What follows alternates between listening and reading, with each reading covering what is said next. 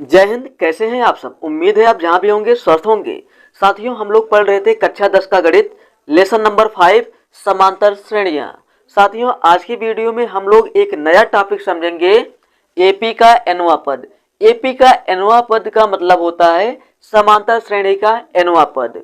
मान लीजिए कोई आपको संख्याओं की श्रृंखला दिया गया है और वह संख्याओं की श्रृंखला समांतर श्रेणी में है।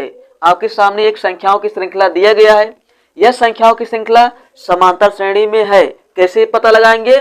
यहाँ आप देखेंगे प्रत्येक पद में देखेंगे एक निश्चित संख्या जोड़ा गया है। 3 में 2 जोड़ा गया, 5 आया। 5 में 2 7, 7 में 2 9, 9 में 2 11 जोड़ा गया है। यानी प्रत्येक पद में एक निश्चित संख्या को जोड़ा गया है और वह पद प्राप्त हुआ है। इसलिए यह संख्याओं की श्रृंखला समांतर श्रेणी में है। एक तरीका और होता है, सार्वंतर निकालते हैं। अगर दो क्रमगत पदों के बीच अंतर समान आता है तब हम कहेंगे वह संख्याओं की श्रृंखला समांतर श्रेणी में है। यहां देखेंगे 5 और 3 के बीच 2 का अंतर है। 5 माइनस 3 2 आएगा। 5 और 7 के बीच अंतर 7 माइनस 5 2 आएगा। 9 माइनस 7 2, 11 माइनस 9 2। यानी प्रत्येक दो क्रमागत पदों के बीच अंतर समान आ रहा है, इसलिए यह संख्याओं की श्रृंखला समांतर श्रेणी में है। अब हम आते हैं मेन टॉपिक पर, एपी का nवां पद। nवां पद का मतलब है अगर कोई इस तरह कोई संख्याओं की श्रृंखला दिया गया है या हम कह दें यह समांतर श्रेणी है। इसमें देखेंगे कितने पद आपको दिखाई दे रहे हैं, 1 2 3 4 5, 5 पद आपको दिखाई दे रहे हैं। अगर आपसे पूछा जाए इस समांतर श्रेणी का 50वां पद कौन सा होगा तो कैसे निकालेंगे? इस तरह अगर आप दो दो जोड़ते जाएंगे तो बहुत ज्यादा समय लगेगा, तो हमें ज्यादा समय नहीं लगाना है, समय को बचाना है। तो उसके लिए हम फार्मूले का यूज करते हैं और बता सकते हैं इस समांतर श्रेणी का 50वां पद कौन सा होगा। 50वां पद कौन सा होगा? यहाँ पर 5 पद हमें दिखाई दे रहे हैं, लेकिन 50वां पद कौन सा होगा ये हमें पता नहीं है। चलिए उसके लिए हम लोग फार्मूले को समझते हैं, कौन सा फार्मूला अप्लाई करेंगे और 50वां पद निकाल लेंगे। चलिए समझते हैं। हम मान लेते हैं कोई समांतर श्रेणी है, उसका पहला पद a है, पहला पद a है और दूसरा पद a2 मान लेते हैं। a2 क्या है? a plus D. और तीसरा पद मान लेते हैं a3 बराबर a प्लस 2d। चौथा पद मानते हैं a प्लस 3d हो जाएगा और पांचवा पद मिल जाएगा हमें a प्लस 4d। ये हो गया समांतर श्रेणी का 5वां पद। ये कौन सा है? 5वां पद है। ये चौथा पद, ये तीसरा, ये दूसरा और ये पहला। पहला पद क्या है? a है। a2 दूसरा पद है a plus D. a3 a plus 2d। यहाँ पर आप लोग देखेंगे प्रत्येक पद में एक निश्चित संख्या जोड़ा गया है। पहले पद में d जोड़ें तो a प्लस डी हो गया, फिर दूसरे में d और जोड़ दिए तो मिल गया a प्लस 2d। इसमें d और जोड़ें a प्लस 3d, इसमें d और जोड़ दिए a प्लस 4d मिल गया। यहाँ पर आप लोग नोटिस करेंगे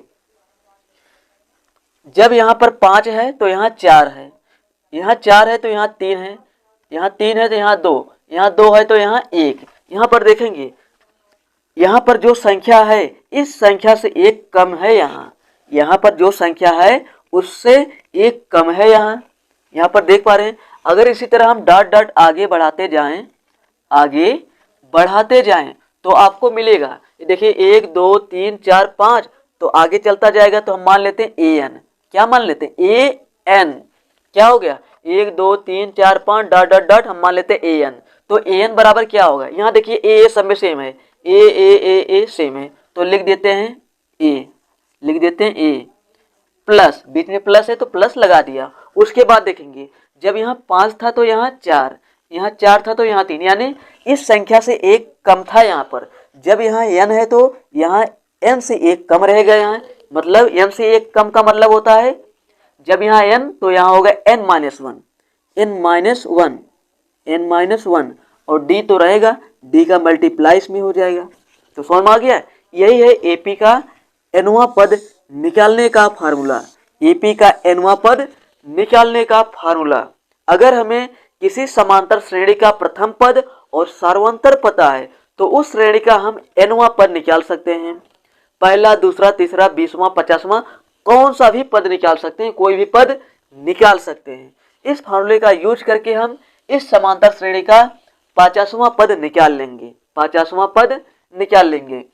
यहाँ पर आप देखेंगे इस समांतर श्रेणी का प्रथम पद क्या होगा, प्रथम पद दिख रहा है, जो संख्याओं की श्रृंखला होता है उसका पहला जो पद होता है उसे कहते हैं प्रथम पद। प्रथम पद को ए से प्रदर्शित करते हैं, तो ए बराबर मिल गया 3। उसके बाद डी कैसे निकालते हैं, दो क्रमागत पदों के बीच अंतर निकालते हैं, वही होता है सर्वांतर। सर्वांतर को डी से प्रदर्शित करते हैं, तो डी बराबर हमें मिल जाएगा 5 - 3, 5 - 3 बराबर 2। तो सर्वांतर मिल गया 2। सर्वांतर कितना मिला, 2 मिल गया। और प्रथम पद 3 मिल गया। और हमें कौन सा पद निकालना है, 50वां पद, यानी n बराबर 50, n बराबर 50, 50वां पद निकाला। n क्या है, पदों की संख्या, n मतलब पदों की संख्या। कौन सा पद हम निकालना चाहते हैं उसे प्रदर्शित करते हैं n से। हम 50वां पद निकाल रहे हैं, तो n बराबर हो गया 50। अब हम समीकरण 1 का प्रयोग करके 50वां पद निकाल लेंगे, इस समांतर श्रेणी का 50वां पद निकाल लेंगे। तो समीकरण 1 से, समीकरण 1 से, तो समीकरण 1 से सबसे पहले लिख देते हैं समीकरण। ए एन बराबर होता है a plus n minus D, यह है समीकरण 1। इस समीकरण 1 में जो भी वैल्यू हमारे पास है यहाँ पर रख देते हैं। यहाँ पर देखिए ए है, ए लिख देते हैं, और एन का मान कितना है 50 है, तो रख देते हैं ए 50 बराबर ए का मान कितना है 3 है, रख दिया 3, ए का मान 3 प्लस एन, एन का मान 50 है तो 50 माइनस 1, और डी का मान कितना है 2 है, रख दिया 2। अब इसको हम हल कर लेते हैं, तो हल करेंगे तो हमें मिल जाएगा फाइनली 3 प्लस 50 में से 1 घटाएंगे तो 49 मिल जाएगा, और गुणे 2, तो 3 प्लस इसका गुणा कर देते हैं 49 गुणे 2, 2 9 18, 8 2 चौके 8 1 9, 98 हो गया।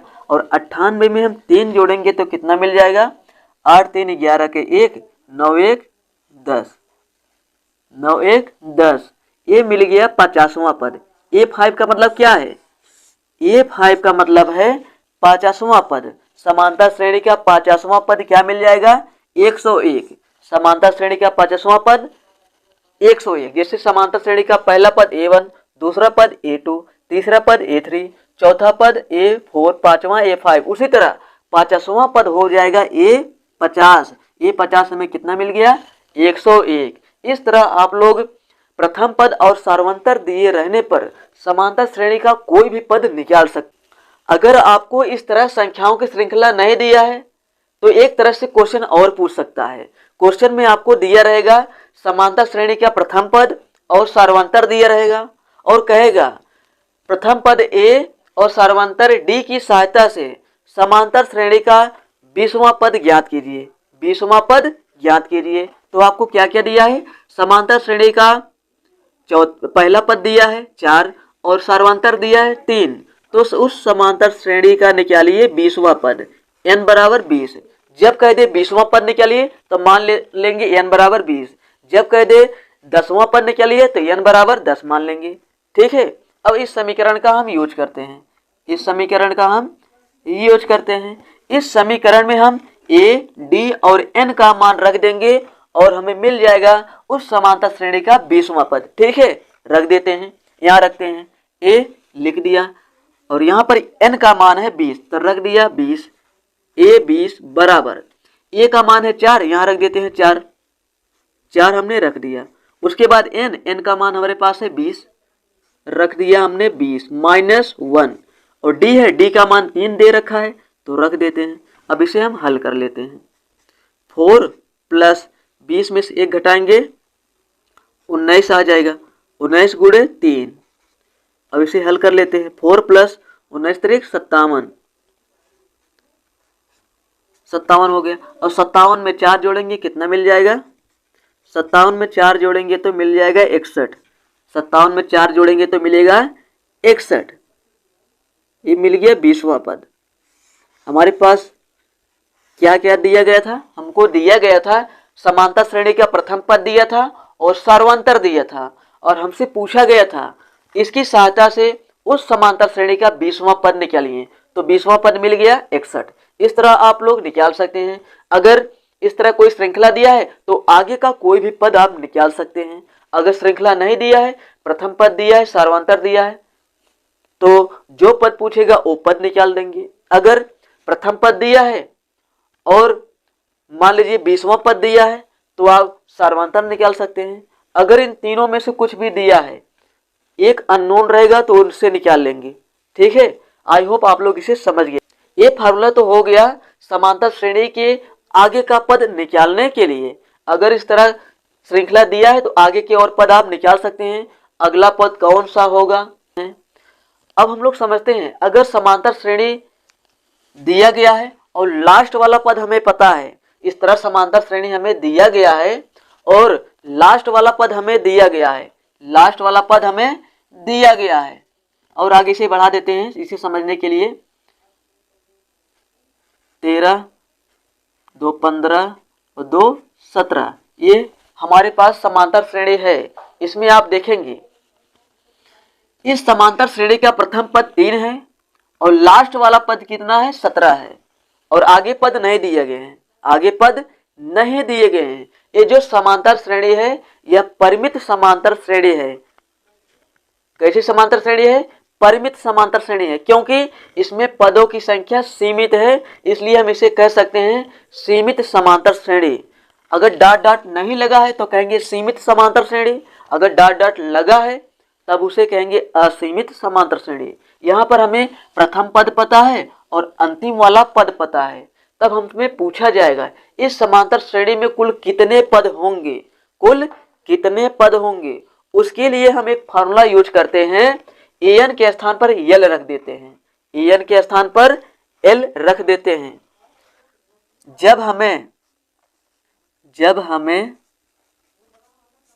AP का अंतिम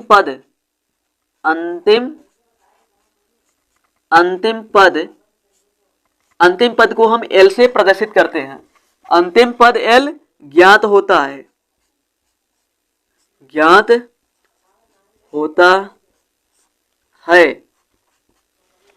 तब AP में पदों की संख्या, AP में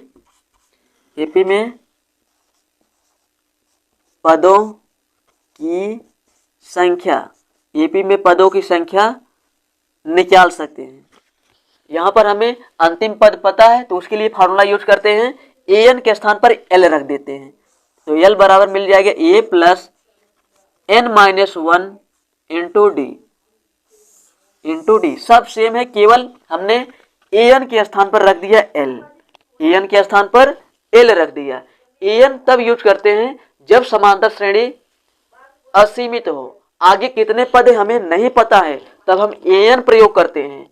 अगर यह समांतर श्रेणी सीमित हो जाए, आगे और पद नहीं है, तब हम an के स्थान पर l प्रयोग करते हैं, और तब हम बता सकते हैं उस समांतर श्रेणी में कितने पद हैं। इस तरह बिना गिने बता सकते हैं उस समांतर श्रेणी में कितने पद हैं। तो चलिए हम इसमें पता लगाते हैं इस समांतर श्रेणी में कितने पद हैं। अभी हम गिन नहीं रहे हैं इस समांतर श्रेणी में कितने पद हैं, इस फार्मूले का यूज करके हम पता लगाते हैं।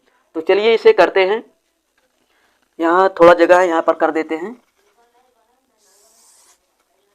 इस सवाल को हम यहाँ हल कर रहे हैं। इस समांतर श्रेणी में पहला पद क्या है? 3 है, पहला पद 3, प्रथम पद 3 है, और इस समांतर श्रेणी का सार्वंतर कितना है? 5 - 3 2, 7 - 5 2, 9 - 7 2, यानी सार्वंतर सेम आ रहा है, समांतर श्रेणी है। तो डी मिल गया हमें 2, डी मिल गया 2, डी मिला 2। और इस समांतर श्रेणी का अंतिम पद क्या है? अंतिम पद एल, एल कितना है? 17, अंतिम पद एल 17 दिया गया है। एल क्या होता है? समांतर श्रेणी का अंतिम पद, समांतर श्रेणी का अंतिम पद। अब हम इन सभी मानों को इस समीकरण में रख देते हैं, रख दें, ठीक है। यहाँ एल है, एल का मान 17 है, रख दिया हमने 17, बराबर ए का मान 3 रख दिया, प्लस n-1, इसका मान हमें नहीं पता है, n हमें निकालना है। n क्या है? पदों की संख्या, n मतलब पदों की संख्या, यही तो हमें निकालना है। कितने हैं, और डी का मान 2 है। यहाँ रख दिया हमने 2, 2 रख दिया। अब इसे हल करते हैं। इस 17 माइनस 3 बराबर n-1 गुणे 2। 17 में से 3 घटाएंगे कितना मिल जाएगा, 14 मिल जाएगा। तो बराबर n-1 गुणे 2। अब यहाँ देखिए, ये 2 यहाँ है, 2 इधर जाके भाग कर देगा, 2 इधर जाके भाग कर देगा। तो 2 एकम 2, 2 सते 14। तो n-1 बराबर 7 मिल गया। n-1 बराबर 7 मिल गया। तो n बराबर मिल जाएगा, -1 है इधर, उधर जाके +1 हो जाएगा, जुड़ जाएगा। तो n बराबर मिल गया 8। n बराबर मिला 8। तो इस समांतर श्रेणी में कितने पद हैं, 8 पद हैं। आप गिनिए कितने आते हैं, 1 2 3 4 5 6 7 8। हमने गिन के बता दिए, तब भी 8 पद थे। और फार्मूले का यूज करके हमने पता लगाया इस समांतर श्रेणी में कितने पद हैं। इस तरह आप लोग प्रथम पद और अंतिम पद दिए रहने पर हम बता सकते हैं। अगर इसे हम मिटा दें, इसे हम मिटा दें, इसे मिटा दें, इस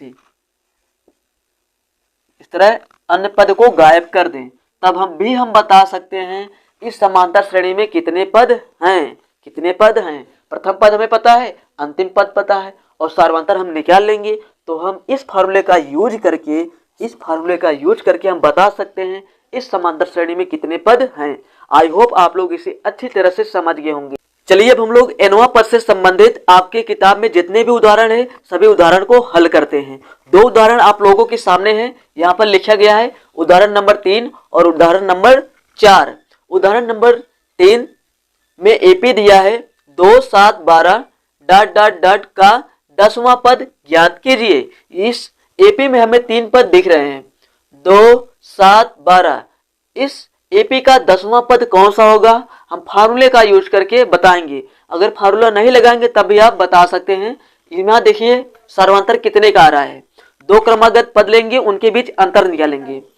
2 और 7 के बीच अंतर 5, 12 और 7 के बीच अंतर 5, 7 में 2 घटाएंगे 5 आएगा, 12 में 7 घटाएंगे 5 आएगा। यानी सर्वांतर समान आ रहा है, इसलिए यह समांतर श्रेणी है। जब यह समांतर श्रेणी है तब पूछ रहा है इसका 10वां पद क्या होगा, यानी 10वां पद ज्ञात कीजिए। तो सर्वांतर समान है तो 5 जोड़ते जाएंगे, 12 5 17, 17 5 22, मतलब जोड़ेंगे और देखेंगे 10वां पद हमें मिल जाएगा। वैसे भी निकाल सकते हैं, और हमने जो फार्मूला बताया है, जो किताब में फार्मूला दिया है, उसका भी यूज करके आप इस सवाल को हल कर सकते हैं। यहाँ पर हल लिखते हैं, हल लिखते हैं। दिया क्या है, हमें दिया गया है a बराबर 2 और d बराबर मिलेगा हमें 7 - 2 बराबर 5। d का मान मिल गया 5 और a का मान मिला है 2, a का मान मिला 2। और पूछा गया है 10वां पद। 10वां पद का मतलब n बराबर 10 दिया है। 10वां पद पूछे n बराबर 10। जब पूछे पदों की संख्या ज्ञात कीजिए, पदों की संख्या का मतलब होता है n, पदों की संख्या का मतलब होता है n, और n हमें दे रखा है n बराबर 10, n बराबर 10। और उस फार्मूले में हम रख देते हैं, हम जानते हैं एकदम सिस्टमैटिक हल करेंगे। हम जानते हैं a n बराबर होता है a plus n-1 into d, ये होता है फार्मूला।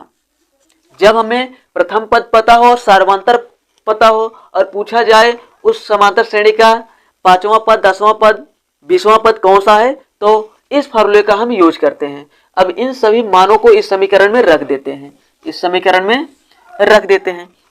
यहाँ लिखते हैं a, n का मान कितना है 10 है, तो रख दिया 10 मिल गया a 10 बराबर a का मान कितना है 2 है, तो रख दिया 2 प्लस n का मान 10 रख दिया -1 और d का मान 5 है तो 5 रख दिया। अब इसे हल करते हैं। a 10 बराबर 2 प्लस 10 में से 1 घटाएंगे 9 गुणे 5, 9 गुणे 5। इसे अब हल करते हैं। 2 प्लस 9 बचे 45। अब इन दोनों को जोड़ेंगे तो मिल जाएगा 45 2 47। तो 10वां पद हमें क्या मिल गया, तो 10वां पद हमें मिल गया है 47। 10वां पद 47। इस समांतर श्रेणी का 10वां पद 47 होगा। इस तरह आप इसे बहुत ही आसानी से हल कर सकते हैं। इस तरह कोई भी सवाल दे दे, अगर समांतर श्रेणी इस तरह दे दे 50वां पद, 20वां पद, 1000वां पद, कौन सा भी पद पूछ ले आप निकाल सकते हैं। अब हम लोग बढ़ते हैं एग्जाम्पल नंबर 4 की ओर। चलिए अब हम लोग उदाहरण नंबर 4 को हल करते हैं। उदाहरण नंबर 4 कह रहा है 21, 18, 15 डॉट डॉट का कौन सा पद -81 होगा, साथ ही क्या इस पद का कोई पद शून्य है।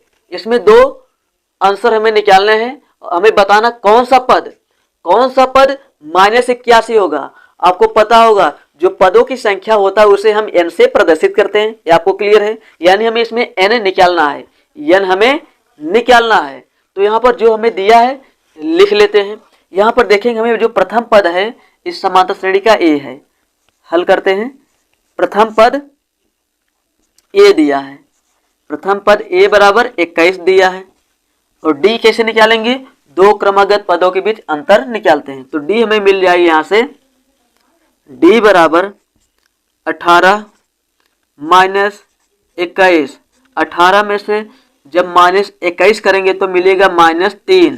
तो d का मान मिला -3। और हमें क्या दे रखा है, कौन सा पद -81 है, मतलब पद पूछ रहा है कौन सा पद, हमें पता नहीं है पहला पद -81 है या 20वां पद -81 है। तो हम मान लेते हैं a nवां पद कितना है, a nवां पद दिया है -81 है और n हमें निकालना है, n हमें निकालना है। कौन सा पद -81 है, यानी n निकालना, हमें n निकालना है। तो हम जानते हैं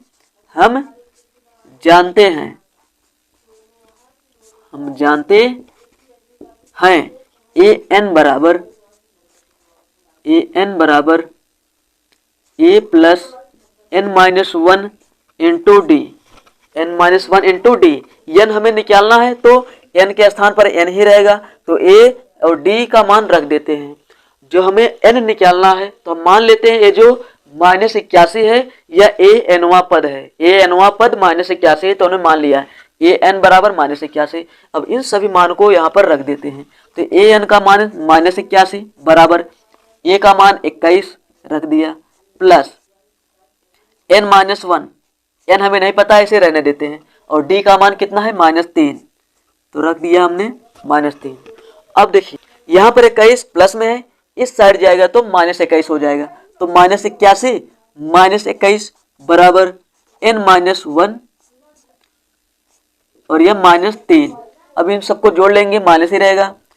1 और 1 2, 8 2 10, 101 बराबर n-1 -3। यहाँ देखिए माइनस और माइनस मिलके मिल गया ये प्लस, ये दोनों प्लस हो गए। ये माइनस और माइनस मिलके बन गया प्लस। यहाँ लिख देते हैं 102 बराबर, अब 3 का अंदर गुणा कर देते हैं तो 3n-3। ठीक है, 3 का अंदर गुणा कर दिए, n में किए तो 3n हो गया और 3 का गुणा -1 में किए तो -3। तो -3 उधर जाके जुड़ जाएगा तो बन जाएगा 105। 102 में और 3 जोड़ देंगे बन जाएगा 105। तो 105 बराबर 3n। तो n बराबर हमें फाइनली मिल जाएगा 105/3। 105/3। तो 3 त्रिक का 9, 3 पचे 15। तो n का मान मिल गया हमें 35। n का मान मिला 35। तो n बराबर 35 क्या है, 35वां पद। इस समांतर श्रेणी का 35वां पद -81 होगा। जिस तरह यहाँ पहला पद 21 है, दूसरा 18, तीसरा 15, उस तरह आगे जब जाएंगे 35वें नंबर पर पहुंचेंगे, 35वें पद पर पहुंचेंगे, 35वें पद पर आपको मिलेगा -81। कितना मिलेगा, 35वें पद पर -81। तो यहाँ नीचे लिख देंगे इस समांतर श्रेणी का 35वां पद -81 होगा। और आगे क्या कहा गया है, साथ ही क्या इस एपी का कोई पद शून्य है। इस समांतर श्रेणी में जब आगे जाएंगे क्या कोई पद 0 मिलेगा, नहीं मिलेगा। तो हम हल करके बताते हैं मिलेगा या नहीं मिलेगा। तो आप लोग देखिए, तो यहाँ पर रख देते मान, यहाँ पर मान रख देते हैं इस समीकरण में। यहाँ जो समीकरण है यही यूज करते हैं। यहाँ ऊपर लिख देते हैं an बराबर a plus n-1 into D. इसी में रखेंगे, इसी में रखेंगे। क्या कहा गया है? साथ ही क्या इस एपी का कोई पद शून्य होगा? मतलब पद निकालेंगे, एन निकालेंगे, यानी एन के किस मान के लिए इस समांतर श्रेणी का कौन सा पद 0 होगा, मतलब एन बराबर कितना आएगा उसके लिए इस समांतर श्रेणी का वह पद 0 होगा। यानी कौन से पद पर, कहने का मतलब है आगे जब जाएंगे पहला दूसरा तीसरा आगे कौन से पद पर 0 मिल जाएगा। यहाँ पर देखिए घट रहा है ना, 21 में 3 घटाएं 18, 18 में 3 घटाएं 15, मतलब ऐसे घटाते घटाते जब आगे जाएंगे तो कौन से पद पर हमें मिलेगा 0, तो कौन सा पद 0 मिल जाएगा वही हमें निकालना है, एन निकालना है। तो हम मान लेते हैं ए एनवा पद 0 है, ए एनवा पद 0 है और इस समांतर श्रेणी का प्रथम पद 21 है और सर्वांतर -3 है, सर्वांतर -3 है। इन सभी वैल्यू को हम यहाँ पर रख देते हैं। ए एन का मान 0 है, यहाँ रख दिया हमने 0, तो 0 बराबर ए का मान 21, 21 रख दिया, प्लस n-1, n तो निकालना है रहने देते हैं, और यहाँ रख देते हैं d का मान -3, d का मान -3। यहाँ इसे हल करते हैं, अब -3 का गुणा अंदर करते हैं, ये 0 बराबर है, तो 21 -3 का गुणा n में -3n, -3 का गुणा -1 में +3, 21 में 3 जोड़ेंगे कितना मिलेगा? 21 3 24, 24 -3n बराबर 0। इस 0 को उधर कर दिए। अब देखिए यहाँ पर इसे हम इधर ही रहने देते हैं, ये जो -3 है इधर ही रहने देते हैं और 24 को उधर भेज देते हैं, तो -3n बराबर हो जाएगा -24। ठीक है, तो मारा है। अब ये माइनस और माइनस मिलकर बन जाएगा प्लस, तो n बराबर मिलेगा 24 बटे में 3, तो भाग जब लगाएंगे तो मिल जाएगा 3 8 24, n बराबर 8, n बराबर 8। ये जो n आया है ये n क्या है? पदों की संख्या है, तो आठवां पद 0 होगा। इस समांतर श्रेणी का आठवां पद 0 होगा। पहला दूसरा तीसरा चौथा पांचवा, मतलब जब 8वें पर पहुंचेंगे आठवां पद 0 मिलेगा, आठवां पद 0 मिलेगा। इस एपी का आठवां पद शून्य होगा। इस तरह हम लोगों ने 2 एग्जाम्पल को बड़ी ही आसानी से हल कर लिया है। आई होप आप लोग इन दोनों उदाहरण को अच्छी तरह से समझ गए होंगे। अब मैं बढ़ता हूं नेक्स्ट उदाहरण। चलिए अब हम लोग उदाहरण नंबर 5 को हल करते हैं। उदाहरण नंबर 5 आप लोगों के सामने है। यह कह रहा है वह एपी निर्धारित कीजिए, यानी हमें समांतर श्रेणी को तैयार करना है जिसका तीसरा पद 5 और सातवां पद 9 दिया है। 2 कंडीशन दिया है, इसकी सहायता से हम समांतर श्रेणी को तैयार करेंगे, संख्याओं की श्रृंखला बनाएंगे। क्या दिया हमें? जिसका तीसरा पद 5 है, हम लिख दिए यहाँ पर तीसरा पद दिया है 5 और सातवां पद दिया है 9, इतना हमें दे दिया है। और आपको पता होगा एक फार्मूला होता है जिसको आप जानते होंगे, ए एन बराबर होता है a plus n minus 1 into d. ये फार्मूला आपको याद है? ठीक है, यहाँ पर जो एन है पदों की संख्या है, ए प्रथम पद, एन पदों की संख्या और डी सर्वांतर है। यहाँ पर दिया गया है तीसरा पद, यहाँ पर क्या दिया है? यहाँ पर दिया गया है तीसरा पद और यहाँ दिया है सातवां पद। जब भी कहे तीसरा पद, चौथा पद, पांचवा पद, नौवां पद, 10वां पद, उसका मतलब होता है वह एन दिया गया है। क्या दिया गया है? एन दिया गया है। जब कहीं भी पद आ जाए, जब पद आ जाए तो समझ जाइए वह एन दिया गया है। तीसरे पद का मतलब होता है एन दिया है, यानी एन बराबर 3 दिया है।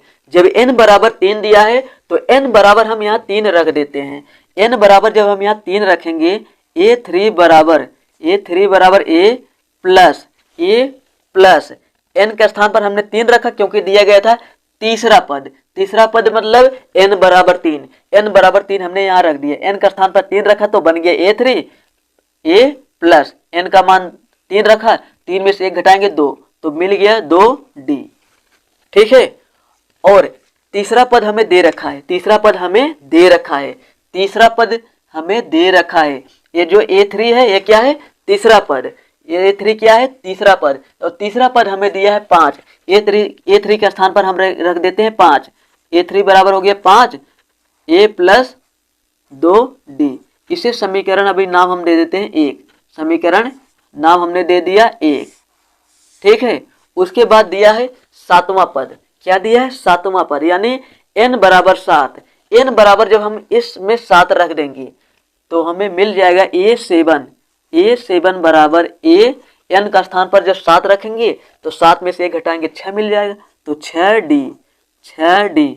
तो हमें यहाँ क्या मिल गया? a7 मतलब क्या है? 7वां पद। a7 हमें दिया है 7वां पद, a7 है 7वां पद और यहाँ दिया है 7वां पद 9, 7वां पद 9, तो 9 बराबर a प्लस 6d। इसे समीकरण नाम दे देते हैं 2। समीकरण नाम दे देते हैं 2। अब समीकरण 1 और 2 को हल करेंगे और निकालेंगे a और d का मान। a और d का मान, अगर हमें a और d का मान मिल गया तो बड़ी आसानी से समांतर श्रेणी तैयार कर सकते हैं। तो समीकरण 1 और 2 को अरेंज कर देते हैं समीकरण 1 और 2 से। समीकरण 1 व 2 से इसको हम कुछ इस प्रकार लिख सकते हैं, a प्लस 2d बराबर 5 लिख सकते हैं। केवल हमने इसको इधर कर दिए, इसको इधर कर दिए, कोई दिक्कत नहीं है। और समीकरण 2 को देखिए, a प्लस 6d बराबर 9 यहाँ रख दिए। अब इसको क्या करते हैं? घटा देते हैं। तो यहाँ घटाने के साथ लगाएंगे माइनस माइनस माइनस, ये प्लस है ये माइनस है, ये कैंसिल हो जाएगा, कैंसिल हो गया। ये है माइनस 6d, ये है प्लस 2d, तो घट जाएगा। तो 6 में 2 घटाएंगे कितना आएगा? Minus 4d, minus 4d। यहाँ घटाएंगे माइनस 9 और प्लस 5 तो मिल जाएगा माइनस 4, माइनस 4। ये माइनस और माइनस मिल के मिल गया प्लस, 4 4 से कट जाएगा, तो d का मान मिल गया 1। तो d का मान मिला 1, d बराबर 1, d बराबर 1 आ गया है। तो हम d बराबर 1 समीकरण 1 या 2 में रख देंगे तो a का मान हमें मिल जाएगा। तो रख देते हैं समीकरण 1 से। समीकरण 1 से, समीकरण 1 से यहां रख देते हैं d का मान, यहां रख देते हैं d का मान 5 बराबर a प्लस d का मान आया 1, रख देते हैं यहाँ पर 1 हमने रख दिया, 2 गुणे 1, d का मान रखा 1 तो 2 गुणे 1, तो a का मान हमें मिल जाएगा यहाँ से। तो हमें यहाँ से a का मान मिल जाएगा, 5 यहाँ है बराबर दिया a प्लस 2 गुणे 1 मतलब 2 ही होगा, तो 2 इधर आके घट जाएगा, 5 माइनस 2 बराबर a, 5 में 2 घटाएंगे 3, तो a का मान हमें मिल गया 3, a का मान मिला 3 और d का मान मिला 1। यहाँ लिख देते हैं d बराबर 1, d बराबर 1 मिल गया। तो समांतर श्रेणी का प्रथम पद हमें मिल गया है, प्रथम पद हमें मिल गया a। तो a पे यहाँ तैयार करते हैं। समांतर श्रेणी का प्रथम पद मिला हमें 3 मिल गया, ठीक है। और d मिला हमें 1। अगर हम इस d को प्रथम पद में जोड़ेंगे तो दूसरा पद मिल जाएगा, तो 3 में 1 जोड़ेंगे तो 4 मिल गया, ठीक है।